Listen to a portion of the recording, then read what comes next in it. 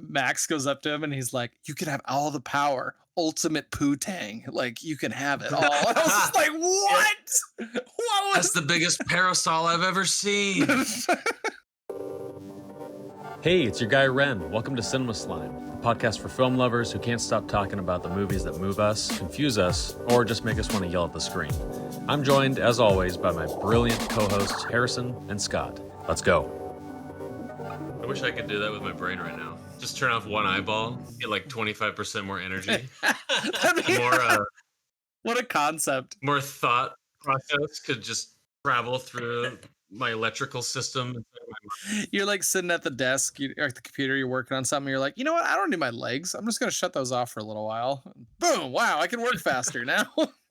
Legs would be like 70% energy savings. It's a big muscle. This is a big muscle. Hold on. I'm defragging my prefrontal cortex. Okay, I gotta ask you, Scott. Tell us, how was The Fox and the Hound, the novel by, what is it, P.J. Mannix? Or what's his name? Richard P. Mannix. Yeah. Wow. Okay, let's... It was dark. No, surprisingly, my only frame of reference of what this book was going to be was the Disney movie. What it has in common is there is a dog named Copper and there's a fox. That's about it. As it got closer and closer to the end of the book, I was like, this isn't really going the way I thought it was going to go. I was expecting, like, I don't know, an arc of their kind of like relationship or something or whatever. But it was like cyclical yearly hunts and then like urbanization of the farmlands that they were on. And the fox and the dog just kept getting older. And so Chief died and the master really just started using it was like a yearly hunt was like a ritual to go and try and catch the fox. And so it was like every year it was like the fox is more alive and it's like, oh, some of its pups got killed and or injured or whatever, and you know, it was like very survival based kind of book. It got to the point where like the master was like really depressed and lonely and isolated, and like the whole area had become like more urban. And so he couldn't like go out and hunt the way that he did. This revenge plot that he had just kind of kept going and it was dragging on. And Copper kept trying to please the master, who was just like sad and lonely and mean and stuff like that. And so then the final hunt was like a day and a half, constantly the dog chasing the fox, and the fox had just gotten smarter every year. And wasn't it like 10 years after? Yeah. Yeah, okay. So it was like a really long time. Yeah. The fox dodged Copper the entire time and then eventually died of heart exhaustion. Yeah. Like just heart gave out and died. And then Copper like collapsed on top of the fox and was like so proud and he wanted to like show it off to the master, and the master comes up and he's all happy and like, yeah, you know, it's a great thing. But then the master didn't like have this yearly ritual and had nothing else in his life, and he's too old to like take care of his stuff, and he didn't have any land and there was no other land for the fox or the hounds to like hunt through and stuff. So it's this like very isolated old person theme suddenly at the end of the book.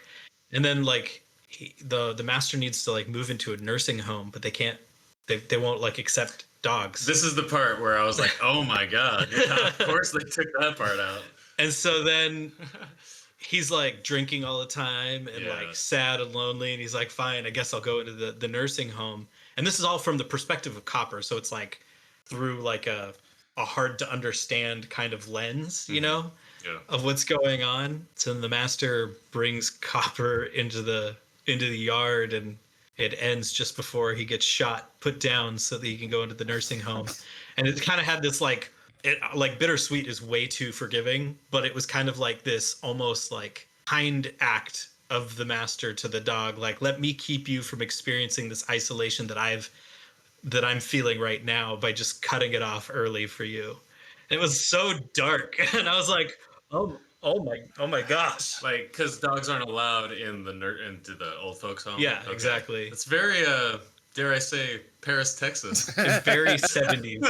Very 70s. I'm almost impressed that someone read that book or knew about that book and they were like, oh, I could totally turn this into a children's movie, like Don Bluth. Yeah, it's just, yeah, it's impressive because it's like, I feel like you had to take so much out and add so much that it's like, I feel like once you take all the sad, non-Disney stuff out of that book, it's like, okay, what are you left with that actually gives you an idea to fill in all the blanks that you just removed, like, I don't know. It's impressive. Richard Mannix is like a really interesting person. He was like an animal trainer and a hunter and like a circus performer and stuff like that. Like he was just this really weird, eccentric Renaissance man, and once he hit his stride in his adulthood, he started writing all these books and they were all like pretty successful and stuff. He also wrote The Gladiator, which the Ridley Scott movie is based off of. Same author? Yeah, same author. That's crazy. But he apparently had like a trained cheetah pet. And he went out hunting and caught a wild fox pup and raised it from being a little Todd up to adulthood so that he could learn how foxes think to write the book. Let's see. He also went like hunting in eccentric ways. Like one of his favorite hunts was he was hunting iguanas using an eagle. What? This is this guy, So anyway, it was that's Fox and the Hound, the book. Yeah, this sounds like one of those guys. He's like, no, he has 700,000 stories, and you'll never hear the same one told twice. One of those people. Yeah. I absolutely am glad I read the book, and I'm glad I read it as quick as I did because it was really pretty heavy. I really don't know that I'd recommend it other than, like anything that is kind of traumatizing or whatever too. It's like, man, it was heavy, but if that's what you want, like, here's a good one, One of those books with a little caveat you have to say before you recommend it. I mean, I'll tell you, I had probably the busiest day of my life yesterday, and it was all fun, but it was really busy. Like I brought Charlie to me and Nicole brought Charlie to Disney on Ice, which was it was really dang fun. Like I was like, wow, like this actually looks pretty good. It was kind of weird though. Like I don't know, I feel like when you go to like performances and stuff like that, you're not really used to like seeing mistakes happen, and we saw probably like 6 or 7 falls while we were doing that, and it's not like oh man, they're not that good. It's just like, oh, like I'm just not used to seeing that, and it's like, well, you are skating around on blades on top of ice, so it's understandable that you fell. But it's kind of funny. Like we brought Charlie in, she sat down and she just kind of has this like really blank stare when she's like, this is really fun, but this is a lot. Okay, hold on. And then she like snaps out of it once she accepts it, and then she's just giggly and just super happy the rest of the time. So that was really good. Then we went to we actually went to a watch party at a bar, or not really a bar. It was more like a little community center thing for a hockey game. And there was probably like, 80 people there, and we all watched the game together, yelled and cursed and had a good time. And then they were doing a bunch of contests, and she won a jersey that was signed by the whole team. So that was pretty cool. And then after that, we got home and played a bunch of board games with friends. And it was just one of those like, oh my gosh, like I haven't sat down all day. Like it's just one of those days that just keeps going and going. But it was a ton of fun. We went to Dyke's Peachy Pig Farm today. Ren, tell me, is that place like slightly well kept up, or is it like, ooh guys? Because no, actually they've put some time and effort. There was that big tree in the front with the rope swing, that's gone. They had to remove that. Yeah, I almost bought 2 ducks. Every time I go there, I'm like, I want a pet duck. That'd be so perfect for the backyard. They just waddle around and they don't fly away. It's kind of cool. Although we have 2 dogs and one of them hunts. So I literally just thought that. I was like, I don't know, man. Yeah, I was like bringing it up, and then Allie was like, well, what about the dogs? I was like, damn, I forgot about that.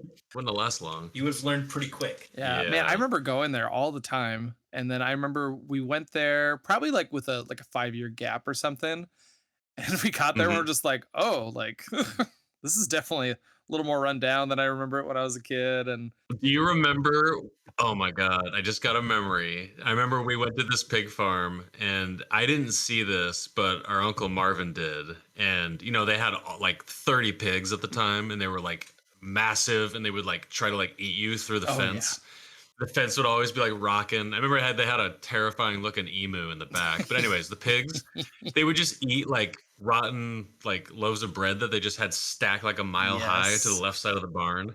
And I remember one time Marvin, he was telling us, he's like, dude, I just saw a pig walk up to another pig, right up to his butt. It bit a worm, like what is it called when you have worms? Like a tapeworm. It pulled a tapeworm out of this other pig's ass, pulled it out, and it was like 7 feet long. Dude. And then it came out and it just like ate it up like a big noodle. That is- I was like, dude, Oh that my is so gross. gosh, Ren. Yeah. So those pigs So this- were infected and This just, podcast just immediately became rated up. yeah. Yeah. So When did this turn into a body? Gosh. body horror.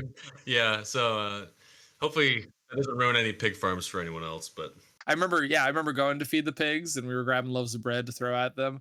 And I saw like a box of powdered donuts from Fran's that is expired. And I remember just having the thought of like, I could pick that up and just bring it home. I'm sure it's fine. there's enough preservatives on the dusted white frosting. Like it's all good. Okay, cool. Well, let's jump into Batman real quick. I just want to take notice of something, but this is episode number 25, guys. Wow. Is that crazy? Quarter of the way there Quarter of the way there. to just beginning. Yeah. To getting serious. This is just the about start. it. Yeah. This is just, we're just having fun right now. Yeah. So And, we're breaking into Act 1 yes. or Act 2. I mean, Mm-hmm. And just for those who are listening, we have talked about some awesome movies thus far, hit and miss here and there. But if you've seen the movie, highly recommend going into the backlog and listening to one of our old shows. And we've had a lot of fun and we're going to continue it. So anyways, let's transition into Batman Returns. From the sewers of Gotham, a new villain emerges. From the rooftops, the perfect enemy comes to life. I am Catwoman.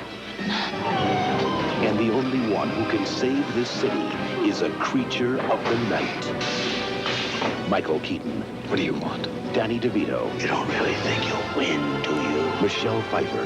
Batman Returns, June 19th. Directed by Tim Burton, rated PG-13. All right. Wait, what is the Batman theme?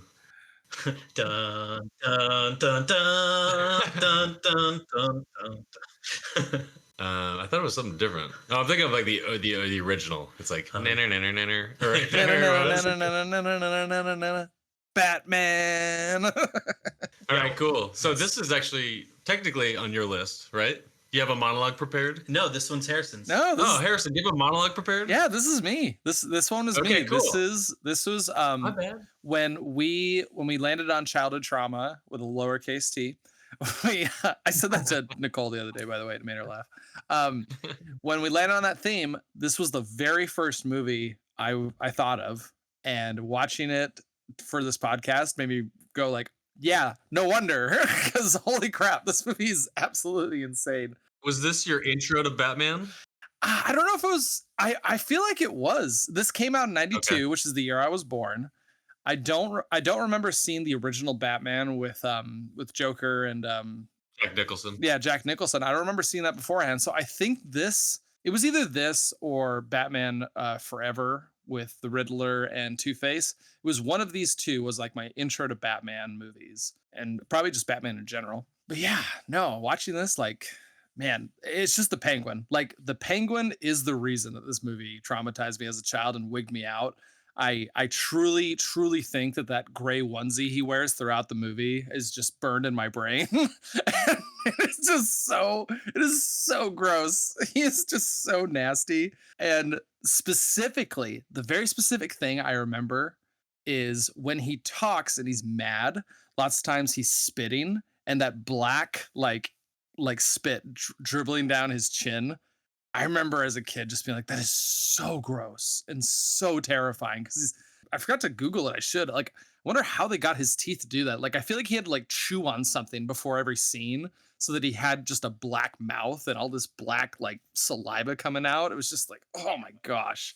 No, Penguin was definitely the reason that I was terrified of this film and why it traumatized me, especially his death scene, all that like green like blood coming out of his mouth. This is probably Danny DeVito's like best role I've ever seen him in. Like Yeah. dude, he cooks so hard in multiple scenes, and I'll just point out one scene, but right before where he bites that guy in the nose, he's eating that like gigantic raw fish, just like munching on it. And I love sushi, but like that's disgusting. Dude. I can't believe he did that and like with a straight face and acted the whole time through it. Yeah, that was so uncomfortable. That whole Yeah. scene was just like, what am I watching? Like, how are they? And I think it wigged me out even more that when he comes down those steps and everyone's cheering for him, like Yeah. no one is like looking at him like you're gross and like uncomfortable to be around. They're all just like, no, he's gonna be the mayor. Everything's great. We're just gonna keep smiling and everything's gonna be fine. It was just this weird, like,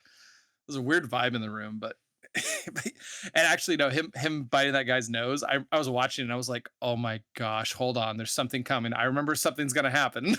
It was that anticipation that killed me. So Ren, have you seen this movie before? Yeah, this was my introduction to Batman. I just remember it was everywhere. Like you couldn't not know about it with the McDonald's toys, the commercials. And I remember them premiering this on like, what is it, public or live TV back when you could get like TV channels for free. I just remember it was like a big deal when it was premiering and there was always commercials for it. Yeah, this movie's way better than I remembered though. Yeah. Like I always thought it was cool, but like really like dissecting it for the show and, you know, taking notes and just knowing all of these actors more than I did when I was younger, it just added another layer to it and it was really enjoyable. How about you though? Have you seen this? You know what? I haven't. Oh, Oh. interesting. This is actually my first Michael Keaton Batman movie. Okay. My older brothers are way older than me, like 13, 15 years older than me. And so when I was like 6, 7 years old, they were like late teenagers, about ready to move out of the house and stuff. And so they really liked Batman. They really liked Ninja Turtles. They really liked Transformers, Star Wars, stuff like that. Like that late 80s, early 90s pop culture was definitely like what I was raised in, you know. I didn't have to nostalgically look back. Those were just the toys that I had because they moved out of the house and I got their toys, you know. And so I had like a really cool Batman, a Batmobile, a Batman toy, Michael Keaton Batman toy, stuff like that. I'd never seen any of these movies. I'd seen some Adam West Batman and I'd seen like Batman and Robin and Batman Forever. I saw those because they came out. Yeah, and it had to. Yeah, they came out when I was, you know, watchable age and stuff. And then honestly, I just thought that the Batman Begins take on Batman was so well thought through and like executed that I was like, I mean, that's like who Batman is to me, is Christopher Nolan Batman. With a little bit of, I can dive into Adam West Batman, but the George Clooney and the Michael Keaton Batmans are like, oh, this is what people are talking about. The 80s Batman, you know, like this is what they mean. I was surprised at, coming from the Nolan side, like how fantastic this movie was, like fantastical and like uncanny and Tim Burton-y. very Tim Burton-y. Like, yeah. and I kept watching everything. Like Tim Burton has got this really cool, unique style that, I mean, it's so Tim Burton, and him and Danny Elfman paired together. It's like, there you go. You got another. This pattern works. Yeah, this is It's good. so weird, but there's something. It's like if you take weird, freaky, dark horror and run it through the lens of like a childhood fairy tale, like childhood innocence fairy tale. It's like you get Tim Burton, and like it's weird, but it's not as dark as it could be because it's not a horror. Everything is so fake on purpose. But then it's like the whole world is wrapped in this Tim Burton bubble, and you're like, okay, cool. We're gonna be in Tim Burton's Gotham today, you know? Yeah. We're gonna be listening to the B-roll soundtrack for Nightmare Before Christmas throughout this whole movie. You know, it's like, yeah. I mean, I really liked this movie, but it was like watching a train wreck the whole time, not knowing what I was getting myself into. Yeah. And I will also say, I think that Danny DeVito's character like absolutely carries this movie. Like everybody else did a pretty dang good job, but it's like Danny DeVito, I thought was a one-trick pony. He was like Matilda's dad, kind of dialed up or down in whatever movie he's in. Yeah. You know, Penguin is not Danny DeVito to me. He is the Penguin. Every once in a while, I like kind of see like a Danny DeVito face or like a voice or something like that. But like 95% of the time, he's the Penguin in this movie. Mm-hmm. And it freaked me out. Yeah, no, he does an incredible job. Going where you're talking about like the Tim Burton style. So watching this movie was actually kind of refreshing because watching movies in like the Marvel Cinematic Universe and things like that, and most like modern like superhero movies, like they feel a lot more, I guess grounded would be the way to say it. It's more like, okay, let's take all these fantastic, amazing stories that we have in comics and let's sort of, bring it back down to earth and make it a little more real, a little more like this could possibly happen kind of a vibe. So it's really nice to watch a superhero movie where it's like, no, like we're going to be fantastical. We're going to have a personality throughout this whole film. Like it's going to be wonky. There's going to be things that don't make 100% sense. We're going to go big, finally watching a superhero movie like that. Just, I don't know. It felt good to watch. One more thing about Danny DeVito. I have a funny story, but I just remember my dad like kind of having this like fatherly advice to me. He's like, when you're with that lady friend and like one day she's gonna like resemble her mother, this kind of like long-term investment relationship sort of advice. And I remember I was dating this girl in high school and then I met her mom and her butt looked like the penguins in this movie with that white onesie you were talking about. And I broke up with her like the next day. I was like, no, I'm out. I threw in the towel. I can't do it. Anyways, yeah, no, I threw in the towel. It was over. But God, you just made that onesie worse because it probably was white at some point. It's terrible. Yeah. I saw this funny meme. It must have known we were watching Batman because it showed a picture of Penguin. And he was like, "Why do women who look like this always have the strongest opinions?" And it made me laugh. But anyway, so when we selected this movie, I was like, "Oh my God, Michelle Pfeiffer's in this." I remember like falling in love with her, and she freaking kills it in this movie. But I gotta say, on this rewatch, it just like highlighted what Danny DeVito did even more. That was just the last thing I had to add on to his brilliance in this performance. And apparently just a little bit of research, but he I don't think he went method, but like on set, he was the Penguin. Mm-hmm. And then he'd go home and be normal, but like people were like intimidated by him, like on set, no one bothered him. And if he asked him any questions, he was the Penguin. Yeah, and it just barks at you and spits black venom in your eyes. Well, I think it's one of those things where it's like, I'm no actor, but I feel like when you play these more unique type of characters that are really big or, have a unique personality like that, I almost feel like they have to stay in that mode or else it's going to take them a long time to go back and forth on it. It makes sense. I got to say, I'm looking at the film playing in the background right now, and it's kind of weird to say that Christopher Walken is one of the less weird people in this movie. Yeah. And he has some really beautiful eyes. Oh, like a little bit of mascara and some eyeliner. Like, what an attractive dude.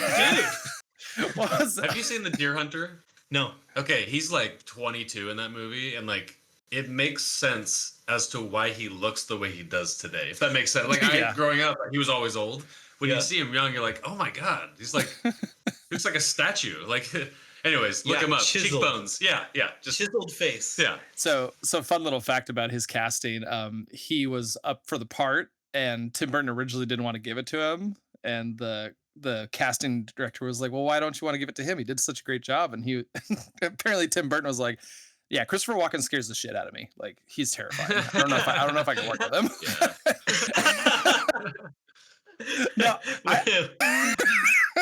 No, I love his character, Max Schreck, I believe is his name. He is he's evil. I love how evil he is. And there's so many moments throughout the film. Like, for example, when Penguin is like, oh yeah, do you remember your old partner? And he pulls out, his hand and he shakes hands with Max. And then Max like has it in his hand. He just kind of looks at it. He's like, oh, okay, whatever. Like there's no like, oh, this is gross. It's just like, no, he's an absolute evil, like CEO type of thing. and he shows it throughout the whole film. I love it. I didn't know anything about this movie, right? So this scene where Max pushes Catwoman out the window, that's really dark. Yeah. Oh yeah. And then the cat's like reviving her and like gnawing on her bloody fingers and stuff. I was like, this is nightmare fuel. Oh yeah. No. Okay. So by the way, we can add this scene to our collection of people falling that Oh, we see yeah. throughout our I was films. gonna say this movie has a couple of greatest death scenes. Oh yeah. Like oh my gosh. Yeah. like, we'll get to them. Oh my when gosh. we hit like episode 50 or something, we need to go back and like do another vote on best deaths in all of our movies. See, I just love like her push and fall throughout the window. I don't know. It's like zoomed in on her face, and then as she hits the banners, her head like snaps forward. It is so cool. I actually rewound and watched it like 3 or 4 times because I was like, this is so like impactful and so punchy in your face. The fall doesn't last that long, and then just how still she lands. Like she lands and she's just boom. Yeah. It's crazy. And then I just have like Jack Skellington laying in the cemetery in my head. Yeah. What have I done? Yeah, that surviving this fall is completely impossible, but the way they edited it, you believe it. Oh yeah. At least I did. I remember being like, I was like, whoa, that was really well done. I somehow. did like the line beforehand. She was saying something like, fine, intimidate me, boss me around. What? You can't just like kill me. And then he goes, actually, it's exactly like that. And then he just like slowly gets closer to her. And you're just like, oh man, like pretty dang intimidating. And then then the follow-up scene when she goes back to her house is just the most incredible scene in this entire film to me. Like just her absolute like mental breakdown, like I don't know, just from her like pushing the lamp off of it, going to the sink and like grabbing the milk, pouring it all over the floor, just, like, drinking it, chugging it. Yeah, it's like dripping down into her shirt, and then she listens to the messages. I don't know, man. Her phone message when it was like, try this perfume. It'll make your boss want to keep you afterwards for a late night dinner together. You're just like, what? What kind of advertising is that? Going to what you said, Harrison, like it's kind of nice to see a superhero that like treats the villains like they are, like absolutely insane. Oh yeah. Like weird, crazy. So this scene where Michelle Pfeiffer goes like batshit crazy and becomes Catwoman, and she like sews her little like kink outfit and stuff like that. I was like, golly, this is after having watched the most recent Batman movie, and like Halle Berry played a Catwoman. Like there's multiple Catwomans throughout all of this, and this is the first time where I was like, yeah, crazy cat lady that went insane. That would be Michelle Pfeiffer. Oh yeah, like 100%. Like this is not a cat burglar. This is someone that just went absolutely broken. She just absolutely got broken in big city Gotham, and runs around and like licks her paw and like takes a bath and dude. Oh my gosh. Stabs people with her fingers. And looks really good while she does. Oh It's yeah, freaky. most definitely. Well, no, I really like kind of the story we would get with her. Like so like there's that first scene where they're lighting the Christmas tree and then all the clowns pop out of the big present and they start attacking everybody. She ends up picking up that taser after Batman saves her, and it sort of like sets her on this path of like, oh, like I don't have to be this like docile like person, this secretary who follows my boss all the time. Like I have this power to do something about it.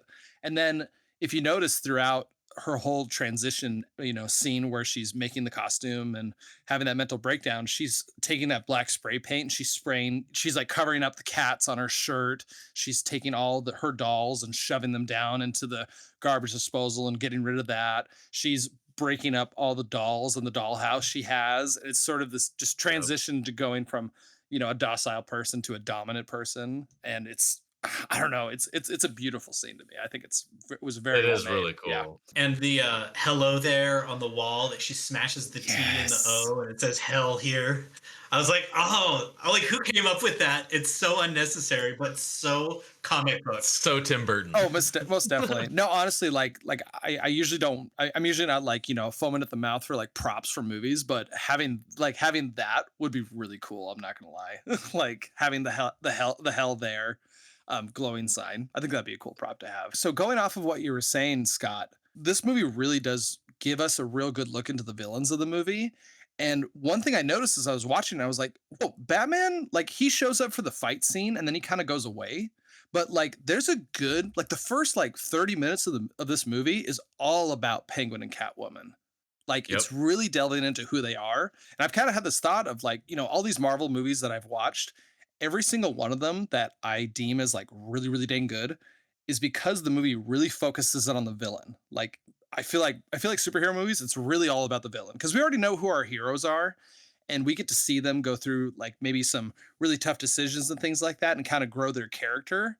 But if the movie focuses on the villain and their motivation, it makes all of their actions more impactful. And I feel like this movie did a just phenomenal job on that. Just incredible villains and that they really fleshed out. Yeah, you literally took my next point because that was like the best part about this like just watching this again because I don't remember that, Mhm. and I love seeing the origins of both Catwoman and Penguin. But one other part that like blew my mind and like I kind of like want to watch more Tim Burton movies or whoever wrote this, maybe it was Tim Burton. I forgot to check, but it's really a character study of those. And if you look at the three characters, the three main characters, really, Catwoman, the Penguin, and Batman, they're all looking at each other and reflecting parts of themselves into one another. They're all outsiders. I think when Bruce Wayne is watching the news and he sees the Penguin, he's just like, I'm just trying to find my parents. And he kind of connects with them. He's just like, oh, wow. Oh, my parents. Yeah. Because Batman. And he's kind of like, I think Alfred's like, what is it, sir? And he's like, oh, his parents. Like that just like it touched him. And I think he kind of realizes, they don't say this specifically, but one of the main things like separating Batman and the Penguin is that Bruce Wayne was born into wealth and Penguin was abandoned into a sewer. But they both have lost parents. Mm-hmm. And I don't know, they just kind of have this synergy between themselves, but they're also like everything that they hate about each other. Dude, And Ren, that was brilliant. I thought that was really cool. That was brilliant. Good job. That was really cool. I didn't think about that. I think what's cool about that is that this movie does it without being explicit about it. Like it's obvious if you in hindsight, right? Mm-hmm. And you look at it, you're like, oh yeah, they are mirror characters of each other. In Nolan's Dark Knight, that was basically the whole main plot point of the Joker existing was that the Joker and the Batman were mirrors of each other. These crazy immovable forces on polar opposite morality scales or whatever, but operating basically the exact same way outside the law. I just kind of put it's cool that this is more subtle. Yeah.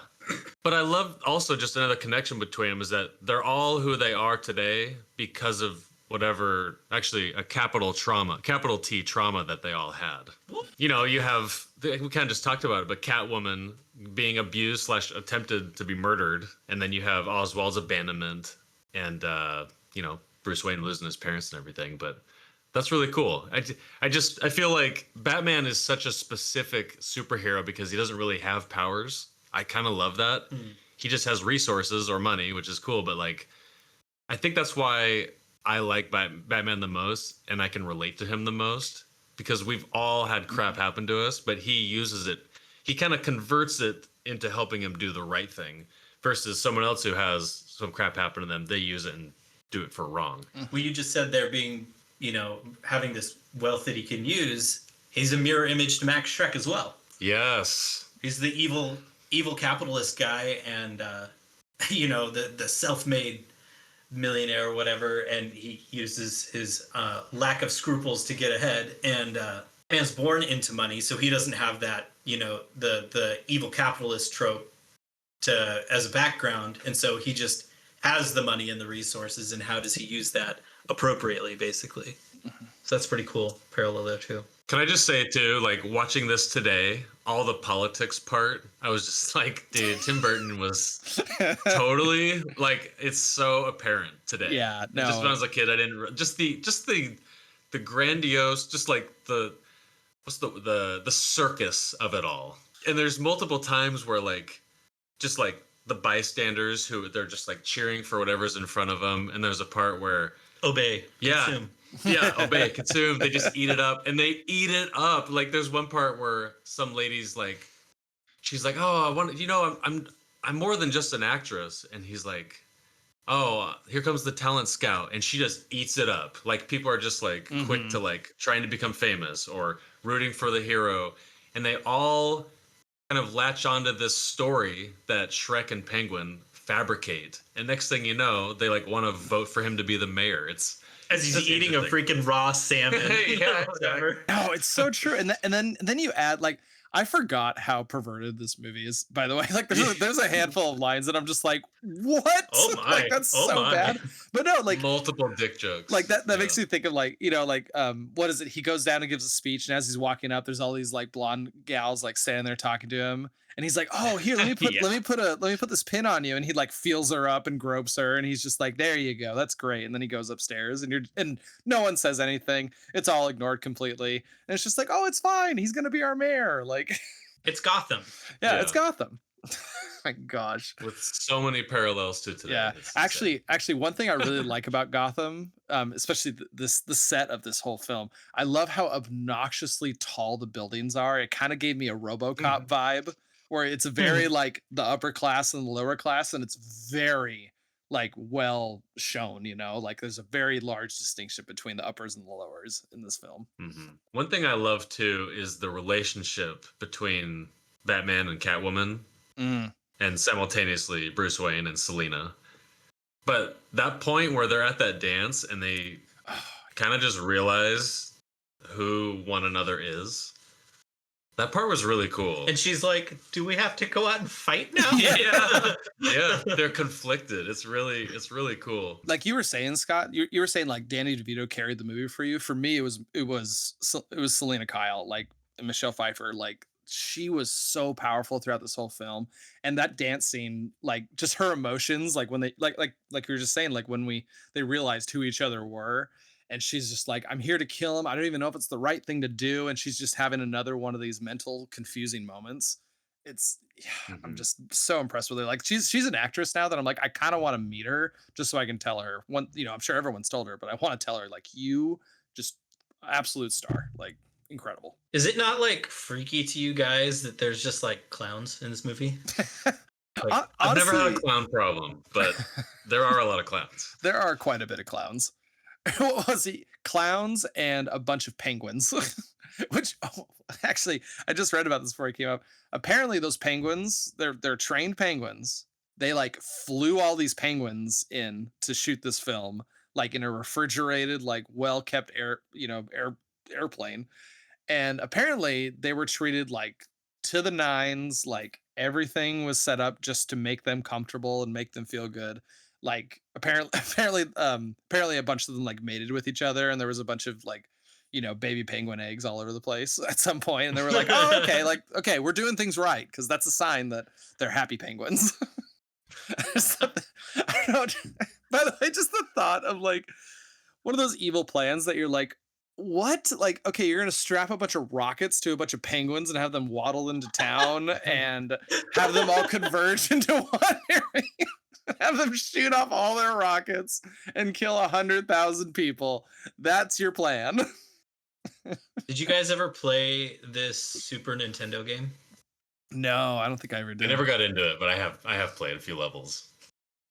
It's all right. I was like, oh, this is where it came from. Yeah.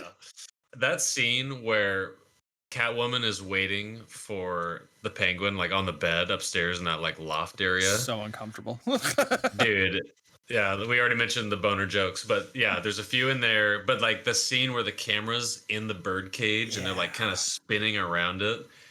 And then the Catwoman grabs the parrot, and apparently she actually did that. She put it in her mouth, let it fly out, and just like, yeah, really uncomfortable. But I love that part. Just the way the camera moves, and I don't know. It was really good. Yeah.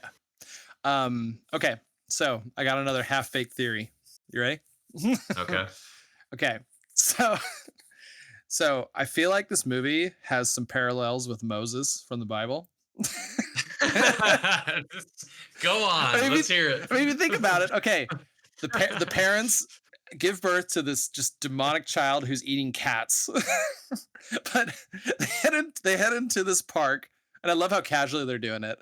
And they pick up pick him up in his little baby carriage and throw him into the river. He floats down. He's founded and taken care of in the sewers. By the Emperor. Exactly. Penguin. Oh my gosh. Exactly. See? Yep. And then there's a bunch of connections to the plague, like when the bats come out of the tree and they're framing Batman. That's the locust going out. That's one of the curses. He creates a list of all the firstborn children, all the firstborn sons in Gotham. He aims to kill them all. By the way, he's like the most villain thing you can do is kill a bunch of children, and that's what he was shooting to do, and like throw them into the oh my gosh, the sewers are full of pollution and like they're toxic, and that's exactly the water turning into blood. I'm telling you, man. Harrison, I wasn't tracking until you brought in the firstborn children, and then I was like, yep, it's headcanon. Yeah. No, great. Like as soon as by the way, I think the parents really sell when they throw him into the little river. They like can't get a hold of the baby carriage. They're like, oh shit, all right, okay, here we go, and they just like chuck him over. It's so like demoralizing. I don't know. It was so crazy. When Pee Wee Herman almost killed his own child. Yeah. That was dark. Yep. That was dark. But yeah. So okay, you're talking about Moses. Yeah, Penguin is Moses. Okay, Penguin is Moses. Okay, now you made me start thinking about like maybe this is a reoccurring thing, but I'm thinking of Willow going into the Daikini village, and then everyone turns into pigs. I don't know about the firstborn little name list or whatever, but you got my brain thing. I like this theory you have. I'm gonna marinate on. There's something more. I can't remember what all the other like plagues were, but I'm sure we can find some relation to it in Batman Returns. There's the fiery hail, which is all the penguin rockets. Okay. Oh my gosh, perfect. Isn't there like boils and stuff like that? I guess when Batman throws that vial on Catwoman, she gets all boils and bubbles on her arm. That could be it. Yeah, there's one where like cows, or maybe that's Joseph. Yeah, no, I think there's a frog one too. There's a frog one. I guess that could be the penguins too, coming out of the sewers. Yeah, infesting everything. Hey everybody, just popping in real quick. If you could hit that like and subscribe button, that would really help us out a lot. But either way, let's get back to the show. I got a question for Scott, since this was his first viewing. But what do you think about Michael Keaton as Batman? This was not a strong showing of Batman for this movie. Mm-hmm. Yeah, it was interesting. It was extremely underwhelming to think this was a Batman movie and find out it was actually a Batman villain movie. I'm assuming it's a sequel, and that's why, because I haven't seen the first Batman with Jack Nicholson either. But I feel like they leave a lot of that up to the audience. Yeah. Because like it shows Batman, but he doesn't have a line till 35 minutes into the movie. I think you said that already, Harrison. But I remember looking at the time. Bruce Wayne. Yeah, exactly. Like it shows him like see the bat signal, but he doesn't have a line till 35 minutes. I thought like, that was a really like that whole opening fight actually lost me.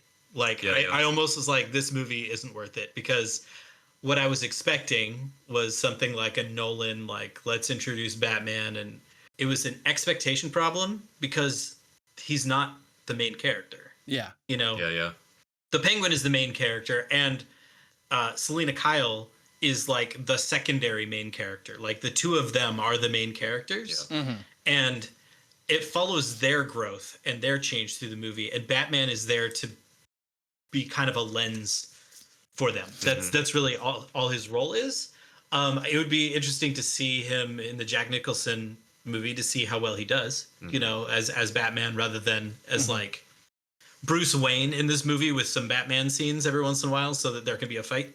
You know, Adam West Batman is stupid on purpose, and Nolan Batman is totally dark and grounded on purpose. And so this is like in between, where it's like dark but stupid, you know, fights and stuff like that. What You're a great like, combo. Okay. And so, you know, when he drove in the awesome, I mean, honestly, super, super cool Batmobile. And it's got like the jet engine on the back, and it just screams and stuff like that. And he comes in and he just kind of like Adam West's a bunch of people by like like almost like Three Stooges, like popping him in the eyes and stuff, and like, you know, I was like, what? where's the ninja? Yeah, you right. know, but that was not the evolution of Batman at this point. Like we had not gotten to what would be cool is if Batman was a ninja. Yeah, you know, it's whoa. like Batman's kind of like a circus guy.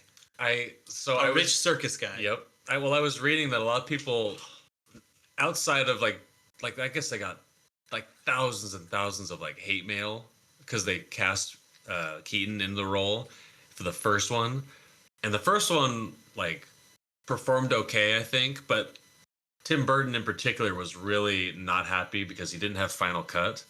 So this movie is interesting because they gave him final cut on this one. Wow. Okay. So it's completely different than the first one. Haven't seen it, like I said. Sorry, but I like knowing that, and I just think the choices that he made were really, really good for what it is. But shit, I was gonna go to one other. You got to turn your legs off so you have a little more brain power. Yeah. And then I didn't know this, but this was like one of the first Batman movies, or maybe this is the first time it ever happened, but you know when he has the Batwing or the Ninja Star basically, and he like programs it?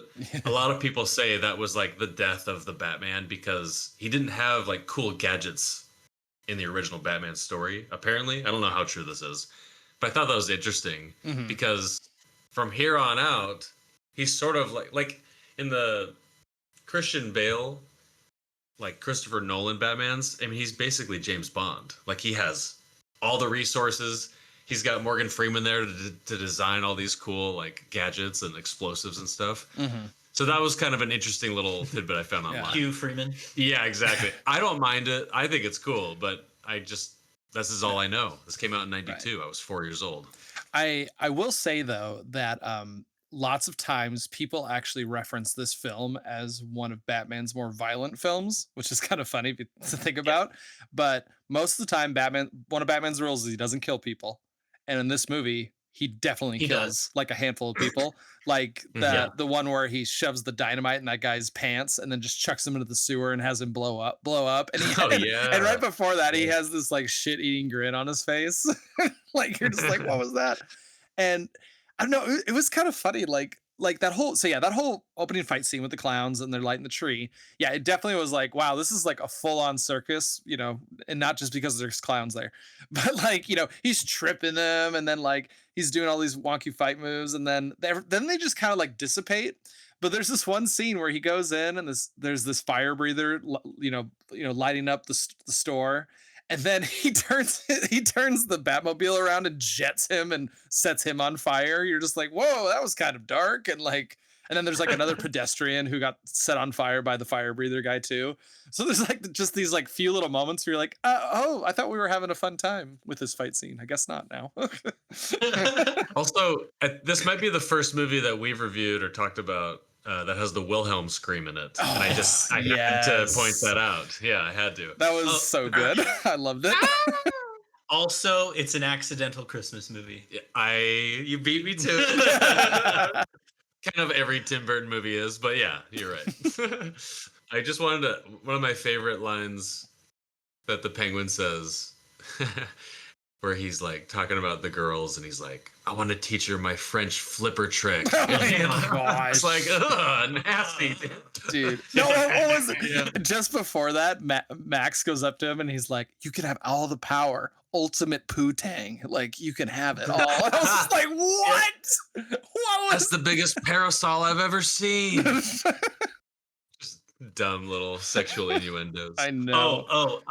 Great editing continuity is when Batman uses his like programmable batarang thing and the poodle catches it. Yes. And then later when the Penguin uses the batarang to kill or like kill the Starlit gal or whatever and frame Batman, it's like still in the poodle's mouth and he like wrestles it out of the poodle's mouth. It's like 10 minutes later, a different day, and it's just still in the poodle's mouth. I was like, perfect. Yeah. Okay, perfect. You brought this up, but like I remember being younger and I hate how hard he throws that bat thing at the girl. Yes. It's so violent and close range, and then later she doesn't have a mark on her. Yeah, no, I legitimately was like, oh, straight up killed her, like threw that into her forehead, she's dead, and then she turns out to be fine.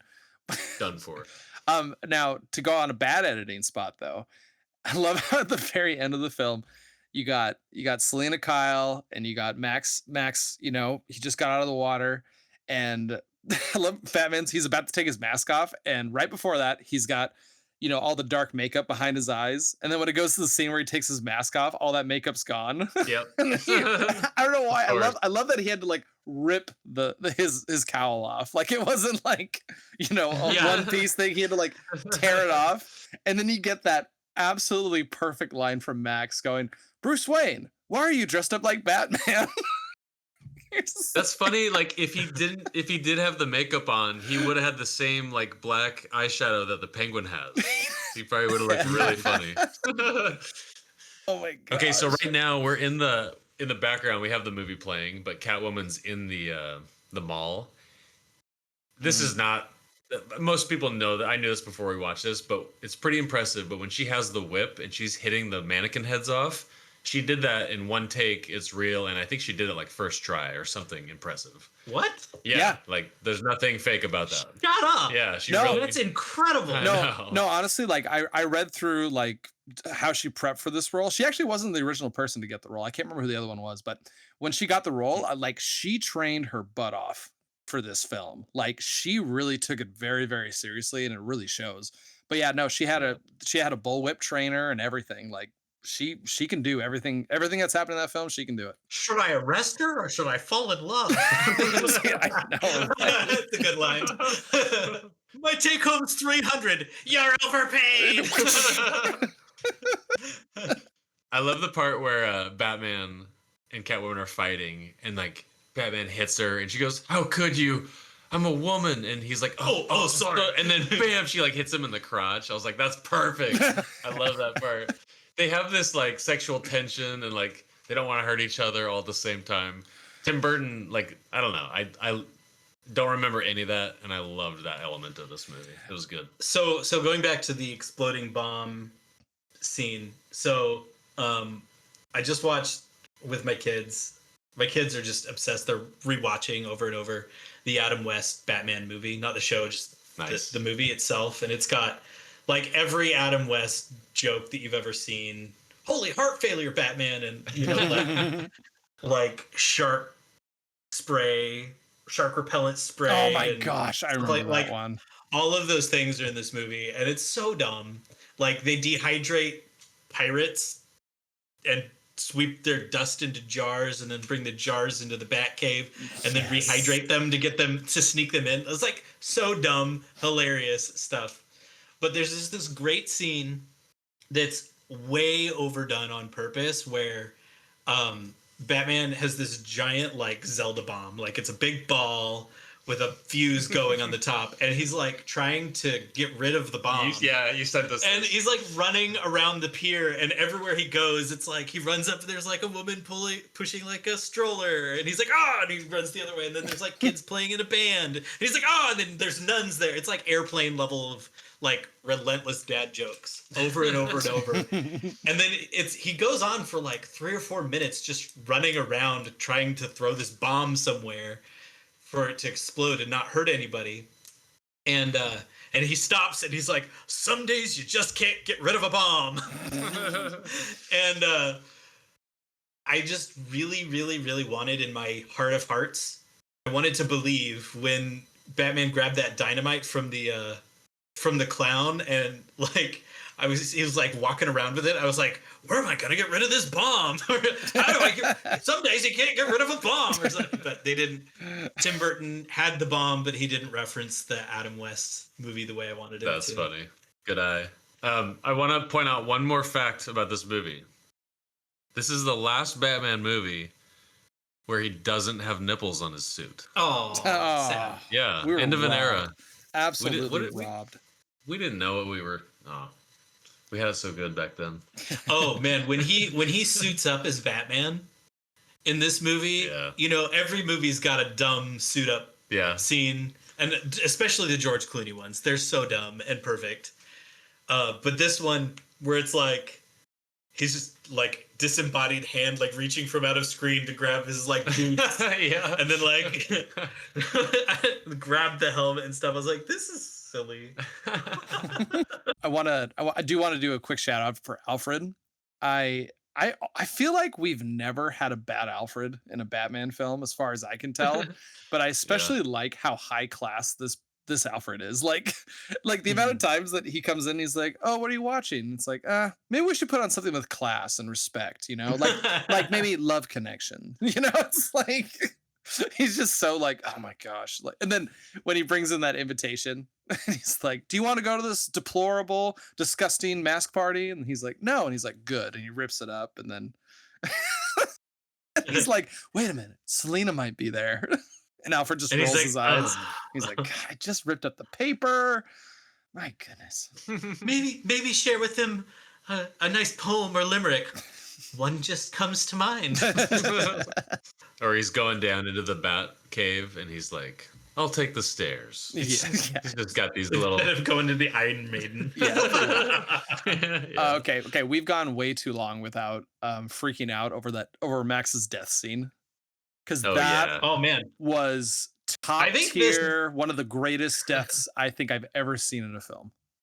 I think this might be, I agree. I think it might top everything from Jungle Book. I just think that someone like absolutely kissing someone through a taser into a giant power plant and exploding the two of them is kind of inspired. I don't know. It's really impressive. Actually, so when that explosion happened, the first thing I did, I mean, I was just guffawing. It was so incredible. And then I looked at the TV and I was like, wait a minute. Oh my gosh, please have there be a burnt up corpse with crazy white hair coming out of the head. And then he moves the thing and it's right there. And I was like, yes. You're like, Tim Burton did not disappoint. Not disappointed one bit. I was so impressed with that. And I don't know, that last little scene where you find out she's still alive was just like, okay, good. Like you can't kill Catwoman. She's so cool. Well, she's on her 9th life. Yep. That's true. So, That is true. I learned through some research that in the original ending, they didn't have that pan up and then you see Catwoman's head. They added that later, and it cost them like over $1 million just to get that one scene, apparently. I wouldn't be shocked. Yeah, just imagine like if like Catwoman died and it just I don't know. That's kind of cool. I like that they left it open. It would have definitely been some Inception level of, hey, is she? Yeah. There'd be debates. Yeah, forever and ever. Did she survive? I kind of wish that when Penguin put the button on the girl, we're watching that scene right now. Yeah. I kind of wish that he had like stabbed it into her skin. She keeps smiling. It's just like, and then like pulls that out and it's all bloody or something. I will never get it out of my head. The scene where Danny DeVito as Penguin like spearhead jumps into, I think it's Batman, but he like jumps and he like rolls over. That part's crazy. But yeah, I know the athleticism of that little tiny person just flying through the air. I like the line, "You stupid corn dog." That's what she says to herself. I also like the very first scene where Max is out there speaking to everybody. He says something along the lines of like, "Look, I wish I could do more than hand out trinkets and baubles to you people. I wish I could do more for this city and bring happiness and joy and end poverty. I wish I could." And then he just stops talking and like walks off. And it's like, wait, why can't he do that? Like there was just it was just very like, wait, hold on. Why can't you make changes and make the city better? Like, yeah. He didn't really explain that part. He's just like, I just can't. Like, so I wanna like say, what is his plan? He's reverse powering Gotham, and that gives him money somehow. I think it's like, I mean, that's a good question. I'm pretty sure this is one of those like, don't think about it too hard. He's doing generic capitalist evil things. But like, what? My guess is that he's building the power plant, which is going to suck energy out of Gotham, and he's going to store it, and then he's going to resell it back to the city. I think that's what the general plan was, but I can't be 100% sure. I do really like the scene where Max is talking to Bruce, and Bruce is like, I don't know, I've been looking over these numbers here, And then Max is like, well, let me see him. And then Bruce just throws the Yeah, folder he, like, across frisbee the tosses him. table. You're just, Yeah. he doesn't like hand it. He's just like, yeah, here, just chucks it. That was a pretty good Bruce Wayne move, though. Yeah, pretty solid. I think this is my last like random Bruce Wayne Tim Burton eccentricity is how big his fire is in his house. It's like Citizen Kane. like it's like a giant couch, an entire tree burning bonfire, and he's just like 5 feet away from it making out with this girl watching TV. I was like, wow, that's pretty incredible. That's a body burning fireplace, like easy. Like I'm curious if Tim Burton added that as some sort of parallel between Bruce Wayne, the super wealthy, and like Citizen Kane, how he has everything, but he's still miserable or he's still searching for something, kind of going through his childhood. There might be a parallel there. I haven't looked at it. Rosebud. Actually, honestly, I really like that scene where Bruce Wayne invites Selina Kyle over to his house and they just kind of have that little conversation on the couch and they start making out. And then he has to get up and leave. And I don't know, I kind of like it was kind of like that, you know, the beginning of the relationship kind of vibe where it's like, oh, tell her that I had a deal I had to go through and, you know, blah, blah, blah. And Alfred's like, I got you, don't worry about it. And then Selena goes up and is like, I'm just not ready for something like I'm not leaving because he freaked me out, you know. I just like that nervousness that they have between each other. It kind of made their relationship between Selena and Bruce like kind of cute, and it was like, oh, this feels pretty genuine actually. Yeah. Did you guys notice how big Bruce Wayne's TV is? Yeah. It's like Not that impressive. it's probably like 30 inches. Whoa. That is a rear projection. That is a man, look how that's not HD at all. Look at that. 3x4 Yeah. TV. Yeah. The finest of 1992. Yeah. Good stuff. Speaking of 1992, there wasn't much that like made me realize this was made in 1982, except for there's a scene where Michael Keaton's in his Batcave and he has these glasses on and he looks like such a dork in those. Oh, But I think yeah. at the time they were like nice. But Yeah, other than that, The CD. Oh, the CD. The CD. He puts that CD in to, you know, play Penguin's like, you know, evil diabolical speech, and then he like does a DJ rub on it to like make it like But the Batman logo is like there instead of like the Macintosh or whatever. Pretty cool. that's the best way to hide your secret identity is put your logo on everything. Yeah, he did scratch it. That's hilarious. Yeah, dude, I think I'm gonna start scratching CDs from now on. Like this song needs some serious beats. Wicket, wicket, wicket. There's 2 lines from Penguin that I really liked. He says, "What you place in your toilet, I place on my mantle." I thought that was pretty funny. And then You flush it, I flaunt it. and then he said something like, you know, while I am number 1 in this city, you treat me like number 2. Yeah, that was a good one. Oh, did you guys notice how stiff Batman is in this film, by the way? Mm-hmm. Yeah. Like, Yeah, the head turns. They're solid. The classic head turns. You can't go wrong there. And then was Batman's got a good line? Eat floor. It's high in fiber or something like that. When he punches Catwoman to the ground.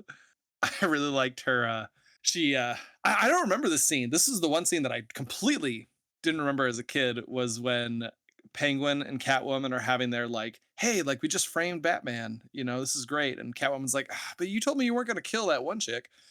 And then he puts that like umbrella on her and she flies away. But I really like the scene where she falls, lands into this greenhouse, and then she screams and then all the glass breaks. I thought that was just a really cool shot. That is a very, very angry woman. Let's see. And my last note I got is just the amount of salad and tomatoes that were thrown at Penguin was just Why do people bring tomatoes to a speech? That was I said that. I was like, wow, there must have been like a free salad bar there or something like that. And then he said it, and I was like, I appreciate that. Like, just own it. Thank you, Timmy boy. Yeah, once just again, own it. Thank you, Timmy. Okay, that's our next side hustle. At all these No Kings protests and all these, we just need to open up a grocery stand. All we sell is fresh or half rotten produce. Yeah. Yep. Just like You're gonna need some ammo. Yeah, there Come you on, go. buy one get one free. We Come can on, we baby. can make little vegetable launchers, you know, like the one Yeah. like the ones Do you it. buy for your dog. You like put the tennis ball in it and like shoots it across the field. You can throw a tomato in there and boom. We'll set up like 2 blocks away from the ice facility. Yeah, It'll be perfect. it'll be perfect. We're gonna make a ton of money. Yes. Well, we should have invested in inflatable costumes. Actually, that's what we should have done. Yeah, you're right. I think we're starting to go down the Max Shrek route. Oh no! budding entrepreneurs. Okay, one last thing. I highly doubt anyone noticed it, but there's a scene where Max Shrek they're in their office and he's talking to Michelle Pfeiffer and she's at the computer, I think. And there's a little sticky note sitting right there and it just says obey in all caps. No way. I was like, I wonder, because this came out after They Live. Maybe I'm just looking for things, but it said obey. You gotta be kidding. Are you serious? No, yeah, Oh my you'll have to rewatch it. Okay, Right, yeah. there's a short for you. There you. There you go. There you go. It's right there. Point. It'll be so good. Okay, so to wrap things up, I would say my slimiest scene in this whole film, I think it has to be Catwoman's transformation, that mental breakdown she has when she gets back to the apartment.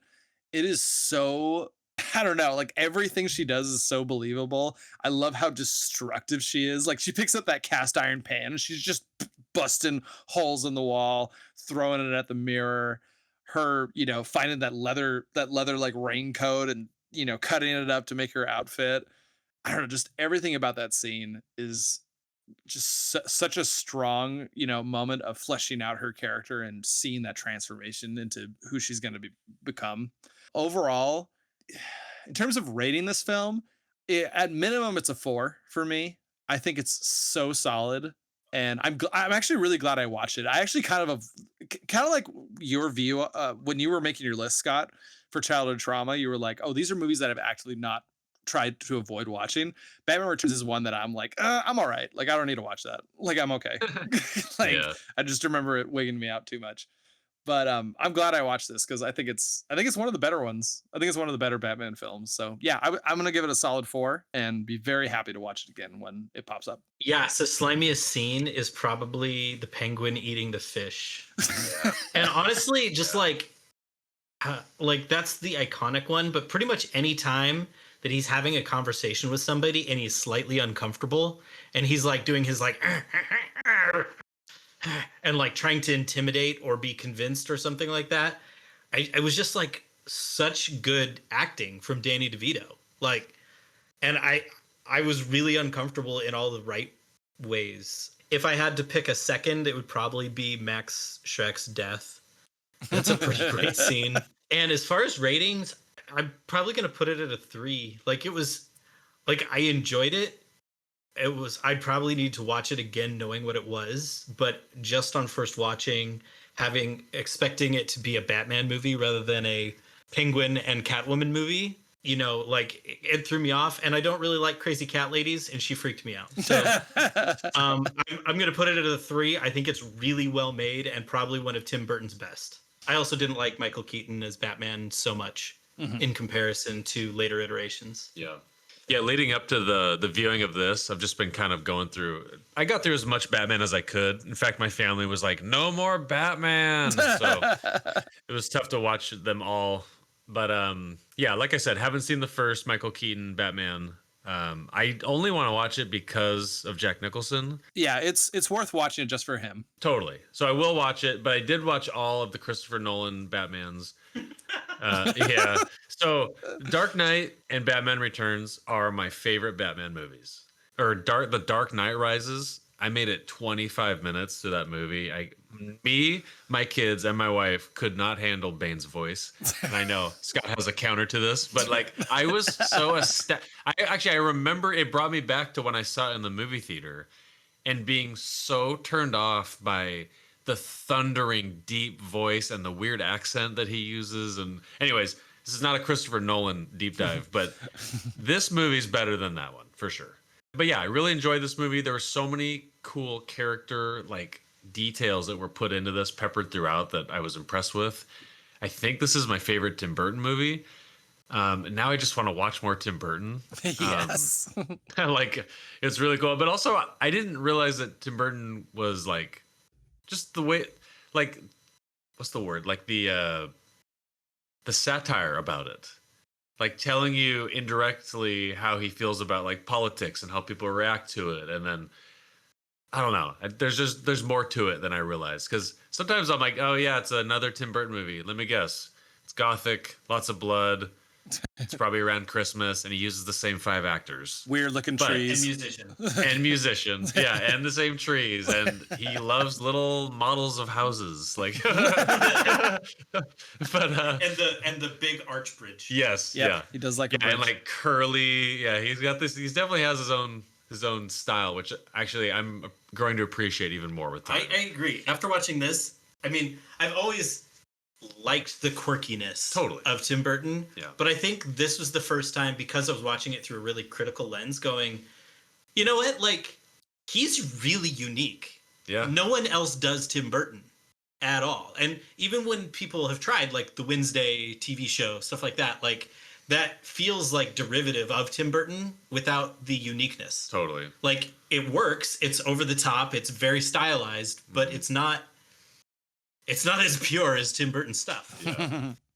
As far as like slimy scenes, it's you guys mentioned my favorite ones, but like I loved the build up and the ending to this, just how it all kind of, I don't know, like all the deaths at the end. Like it just, I don't know, the pacing felt right.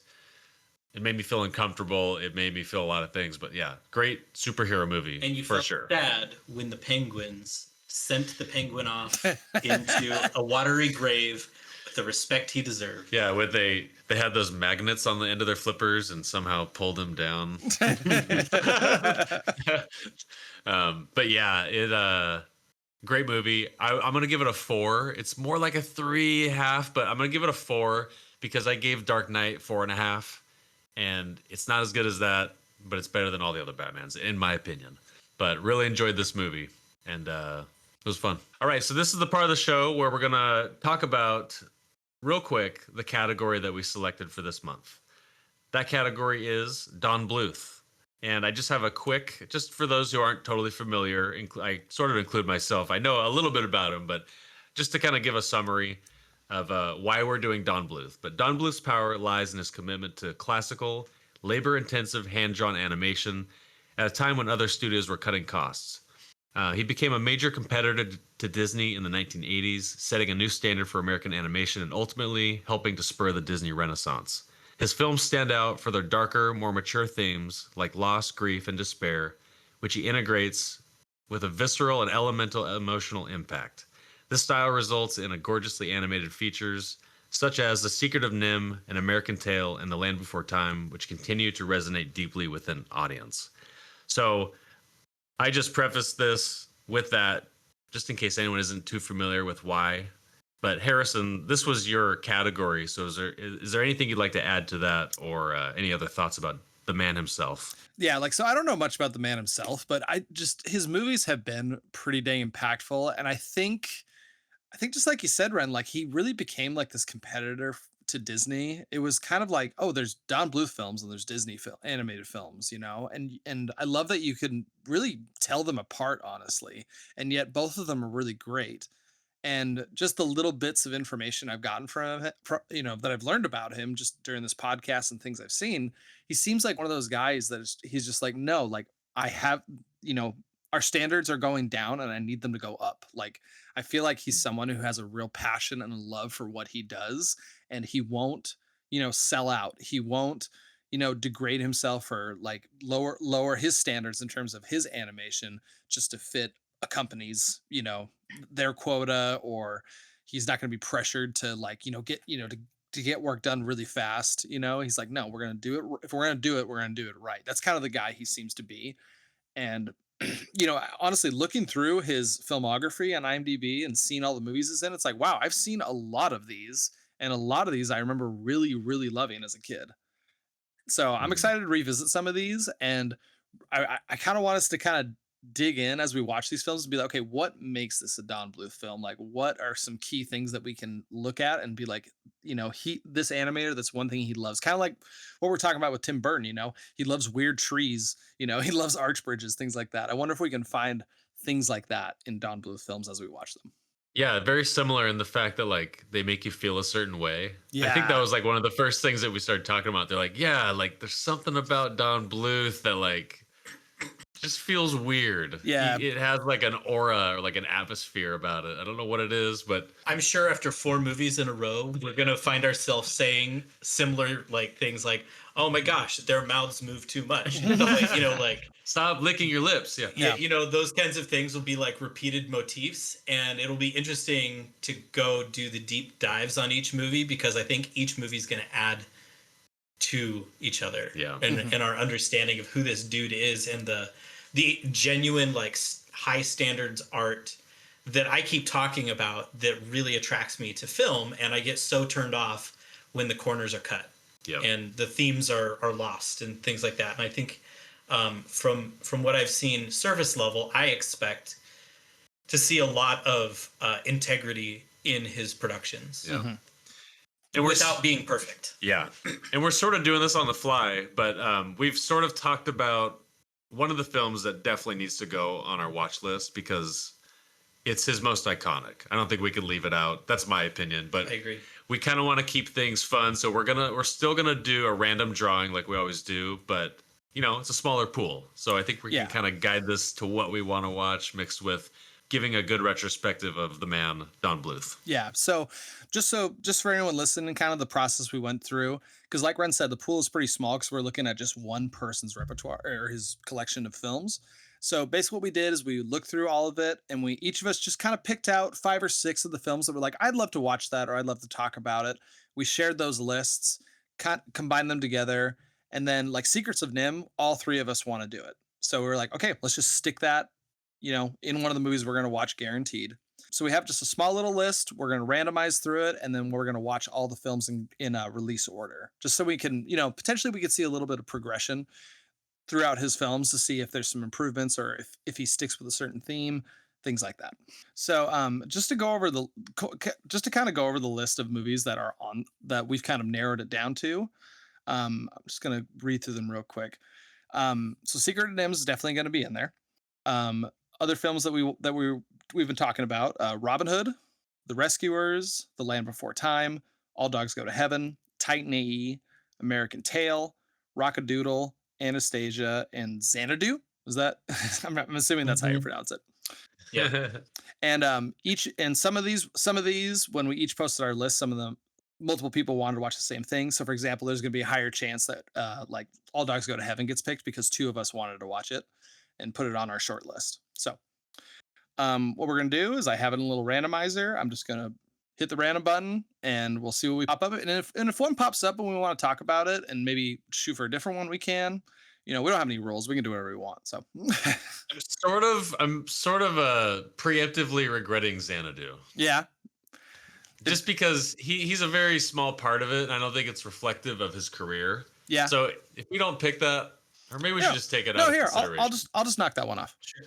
Okay, knock it out. I'll just knock one off right now. I was interested in it because it seemed really different from the other ones. Yeah. But that's about it. Similar to Rockadoodle. Rockadoodle's kind of like, it's on the fence for me, but the reason it's there is because it's the first time he started to experiment with like live animation or animating live action stuff, things like that. So we're here. Let's talk about one more idea that I have, and let me see what you guys think. But should we only do movies that he's directed? No, because I would say either directed or being one of the lead animators, or we want to try and hit the prominent ones as much as we can, because I feel like that way we can really see what kind of an animator he is and what kind of a vision he has when he approaches a film. If we hadn't done Fox and the Hound already, I wouldn't have even suggested that. But yeah, just check it with you guys. Sounds good to me. No, makes sense to me.